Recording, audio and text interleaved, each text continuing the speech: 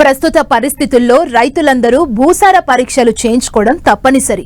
గత కొన్ని సంవత్సరాలుగా అధిక దిగుబడుల కోసం విచ్చలవిడిగా రసాయనిక ఎరువుల వాడకం వలన మన భూమిలో పోషకాల సమతుల్యత లోపించింది. దీంతో పెట్టుబడులు పెరుగుతున్నాయే తప్ప దిగుబడి పెరగటం లేదు. భూసార పరీక్షలు చేయడం ద్వారానే పంట పొలాల్లో లోపించిన పోషకాలను తెలుసుకొని సరైన మోతాదులో వేసుకోవచ్చు. అయితే రైతులు ఏ విధంగా మట్టిని సేకరించాలి, ఎక్కడ పరీక్ష చేయించాలో తెలియజేస్తున్నారు రాజేంద్రనగర్లోని భూసార ఆరోగ్య సంస్థ ప్రధాన శాస్త్రవేత్త డాక్టర్ మాధవి.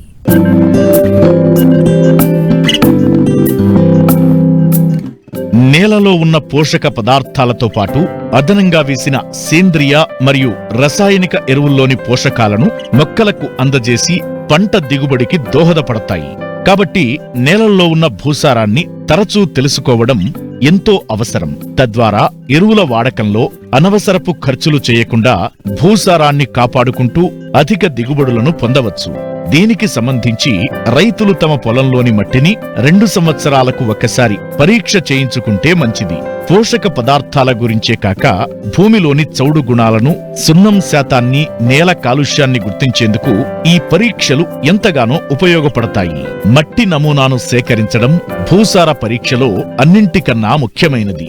భూసార పరీక్ష కొరకు తీయవలసిన మట్టి నమూనా సరి అయినది కానిచో దాని భౌతిక, రసాయనిక మరియు జీవ లక్షణాలు మన పొలం లక్షణాలను ప్రతిబింబించేదిగా ఉండదు. దీనివలన చేయించిన భూసార పరీక్ష, దానికి అనుగుణంగా చేసిన ఎరువుల సిఫార్సులు వ్యర్థమవుతాయి. అంతేగాక ఒక్కొక్కసారి తప్పుడు సిఫార్సులు కూడా చేయడం జరుగుతుంది. కాబట్టి మట్టి నమూనా సేకరణలో పలు జాగ్రత్తలను పాటించాలంటున్నారు రాజేంద్రనగర్లోని భూసార ఆరోగ్య సంస్థ ప్రధాన శాస్త్రవేత్త డాక్టర్ మాధవి.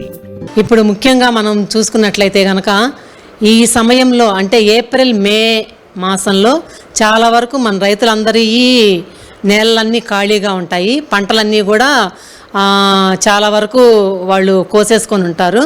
కాబట్టి ఈ సమయంలో గనక మనం భూసార పరీక్ష చేసుకుంటే గనక మన భూమిలో పోషకాలు ఎంతవరకు ఉన్నాయి, ఎంత మోతాదులో ఉన్నాయి, ఏ పోషకాలు ఎక్కువ ఉన్నాయి, ఏ పోషకాలు తక్కువ ఉన్నాయి అనేది మనకి సక్రమంగా తెలుస్తుంది. కాబట్టి రైతులు స్వయంగా వారి పొలాల్లో మట్టి నమూనాలు సేకరించి మీకు దగ్గరలో ఉన్న భూసార పరీక్ష కేంద్రాన్ని పంపిస్తే గనక వాళ్ళు మీ భూమిలో ఏ పోషకాలు ఎంత మోతాదులో ఉన్నాయి అనేది వాళ్ళు పరీక్ష చేసి మీకు చెప్తారు.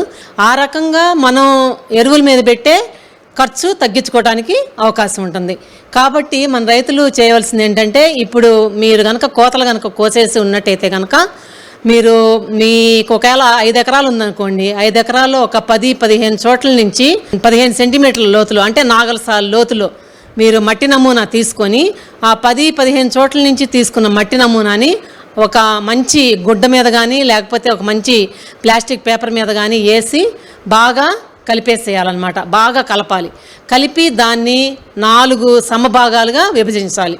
దాన్ని ఏమంటారంటే చతుర్విభజన పద్ధతి అని అంటారు. దాన్ని మళ్ళీ మనం ఏం చేయాలంటే ఎదురెదురుగా ఉన్న భాగాల్ని తీసేసేయాలి. తీసేసి మిగిలిన 2 భాగాలు మళ్ళీ మనం కలపాలన్నమాట. అట్లా మీరు 1 కేజీ మట్టి వచ్చే వరకు మీరు ఆ పద్ధతిని మీరు పాటించినట్లయితే కనుక మనం సరిగ్గా మట్టి నమూనా సేకరించినట్టు అవుతుందన్నమాట. అదే కాకుండా మనం గనక ఈ భూసార పరీక్ష గనక చేయించుకుంటే గనక మామూలుగా వరి వేస్తుంటే గనక 2 సంవత్సరాలకి మీకు ఇచ్చిన ఆ కార్డు పనికొస్తుంది. ఒకవేళ ఇప్పుడు ఏప్రిల్, మేలో మీరు మట్టి నమూనా పరీక్షా కేంద్రంలో ఇచ్చారనుకోండి, వాళ్ళు ఒకవేళ డిసెంబర్లో మీకు ఒక కార్డు ఇచ్చినా కూడా మీకు ఆ ఇచ్చిన భూసార పరీక్షా పట్టిక అంటే సాయిల్ హెల్త్ కార్డు మీకు 2 సంవత్సరాల దాకా పనికొస్తుంది. పండ్ల తోటలకు అనువైన నేలలను గుర్తించేటప్పుడు సాధారణంగా పంటను బట్టి 4 నుంచి 5 అడుగుల లోతు గుంటను తవ్వాలి. ప్రతి అడుగుకు కొంత మట్టిని సేకరించి భూసార పరీక్షకు పంపాలి. పండ్ల తోటల విషయంలో ఎకరాకు 2 నుంచి 4 చోట్ల మట్టి నమూనా సేకరించాలి. సేకరించిన మట్టిని బాగా నీడలో గాలికి ఆరబెట్టి మంచి ప్లాస్టిక్ బ్యాగ్ లో గాని, గుడ్డ సంచిలో గాని నింపి సమీపంలోని వ్యవసాయ శాఖకు సంబంధించిన భూసార పరీక్షా కేంద్రానికి పంపాలి. దీంతో పాటు రైతు పేరు, సర్వే నంబర్, గ్రామం, మండలం, ఇంతకు మునుపు పంట, దానికి వాడిన ఎరువులు, వేయబోవు పంట వివరాలను రైతులు కాగితంలో రాసి మట్టి నమూనాతో పాటు సంచిలో వేసి భూసార పరీక్ష కేంద్రానికి పంపాలి. అదే గనక మీరు పండ్ల తోటలు వేసుకోవాలంటే మాత్రం మీరు 4 అడుగులు 5 అడుగుల దాకా మీరు ఒక గుంత తీయాల్సి వస్తుంది. మనం ఒక 5 ఎకరాలకి ఒక గుంత సరిపోతుంది. మీకు ఒక గుంత 4 అడుగుల దాకా తీసి ప్రతి అడుగుకి మీరు మట్టి నమూనా తీసుకోవాలి. అలాగే మన రైతులు ఇప్పుడు గమనించాల్సింది ఏంటంటే, మట్టి నమూనాలు తీసేటప్పుడు కొంతమంది ఏం చేస్తారంటే కాలువ పక్కన, లేకపోతే ఇలా మనం మామూలుగా పెంట కుప్పలు వేస్తాం కదా, ఆ పెంట కుప్పల పక్కన, లేకపోతే ఎరువుల సంచులు వేసారనుకోండి, ఆ ఎరువుల సంచుల దగ్గర కానీ, లేకపోతే చెట్టు నీడల్లో కానీ అట్లా తీసుకొస్తూ ఉంటారు. అట్లా తీసుకొస్తే కనుక అట్లాంటి మట్టి నమూనాలు మనకి పరీక్ష చేసినా కూడా పనికిరావు, మీకు సరైన ఫలితాలు ఇవ్వవన్నమాట. కాబట్టి అట్లాంటి ప్రదేశాల్లో మీరు మట్టి నమూనాలు తీయొద్దు. తీస్తే కనుక మీకు సరైన ఫలితాలు రావు. చౌడు భూములు చాలా వరకు మనం చూస్తున్నాము మన తెలంగాణలో. కానీ చౌడు భూములు అనగానే మన రైతులు ఏం చేస్తారంటే వెంటనే జిప్సమ్ వేసేస్తారు. కానీ అన్ని చౌడు భూములకి జిప్సమ్ము పనికి రాదు. జిప్సమ్ము వేయటం మీకు ఖర్చు దండగా. మన భూసార పరీక్ష చేయించుకొని మీకు నల్ల చౌడు అని తెలిస్తే మాత్రం మీరు జిప్సమ్ వేసుకోవాలి. అదే తెల్ల చౌడు అయితే కనుక మీరు జిప్సమ్ వేసుకోవాల్సిన అవసరమే లేదు. తెల్ల చౌడు ఉంటే కనుక మనం మంచినీళ్ళతో బాగా ఇట్లా మళ్ళుగా చేసుకొని నీళ్లు నింపి ఒక 3-4 రోజుల తర్వాత మనం తీసేస్తే కనుక ఆ లవణాలు అంటే ఉప్పు, తెల్ల చౌడు అంటే ఏం లేదు ఉప్పు అనమాట, ఆ ఉప్పు అంతా కరిగిపోయి ఆ నీళ్లతో పాటు బయటికి వెళ్ళిపోతుంది. అదే కనుక నల్ల చౌడు అయితే కనుక సోడియం అనేది ఎక్కువగా ఉంటుంది కాబట్టి మనం జిప్సమ్ వేసుకోవాలి తప్పనిసరిగా. కాబట్టి మన రైతులు గుర్తుంచుకోవాల్సింది ఏంటంటే జిప్సమ్ వేసిన తర్వాత తప్పనిసరిగా ఆ మడుల్లో నీళ్లు నింపాలి. దీంతో పాటు మన రైతులు మన భూముల్లో కనుక ఇప్పుడు భూసార పరీక్ష చేస్తే కనుక మనకు తెలుస్తుంది ఏంటంటే సేంద్రీయ కర్బనం అనేది చాలా వరకు తగ్గిపోయి ఉంది భూమిలో. తెలంగాణ నేలల్లో అన్నిటిలో ఎక్కడ చూసుకున్నా కూడా మీకు మనకు సేంద్రీయ కర్బనం అనేది చాలా తక్కువగా ఉంది. కాబట్టి మన రైతులు చేయాల్సింది ఏంటంటే సేంద్రీయ ఎరువులు అనేవి ఎక్కువగా వాడాలి. అలాగే పచ్చిరొట్టి పైర్లు ఎక్కువగా వేసుకొని మీరు నేలలో కనుక కలయిదునుకుంటే కనుక మనం భూసార అంటే భూభౌతిక లక్షణాలు పెరుగుతాయి. ఏది పచ్చిరొట్టె పైర్లు వేసుకుంటే కనుక భూభౌతిక లక్షణాలతో పెరిగితే కనుక వాటితో పాటు మనకి పంటకి అవసరమైన సూక్ష్మజీవులు కూడా వాటి సంఖ్య కూడా పెరుగుతుందన్నమాట. ఇలాంటి చాలా ఉపయోగాలు ఉన్నాయి. కాబట్టి మన రైతులు తప్పనిసరిగా సేంద్రీయ ఎరువులు, పచ్చిరొట్టి ఎరువులు తప్పనిసరిగా వాడుకోవాలి.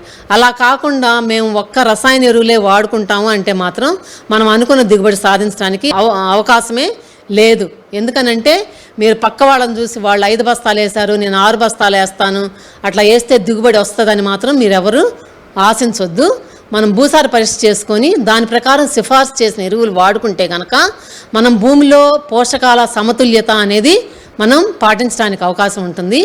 దాంతోపాటు మీరు ఎరువులపై పెట్టే ఖర్చు కూడా తగ్గించుకోవడానికి అవకాశం ఉంటుంది. మట్టి నమూనా సేకరణకు రసాయనిక, సేంద్రియ ఎరువుల సంచులను వాడకూడదు. గట్ల దగ్గర, పంట కాలువల్లోనూ మట్టిని తీయరాదు. అంతేకాదు చెట్ల క్రింది భాగంలో నుంచి మట్టిని సేకరించకూడదు.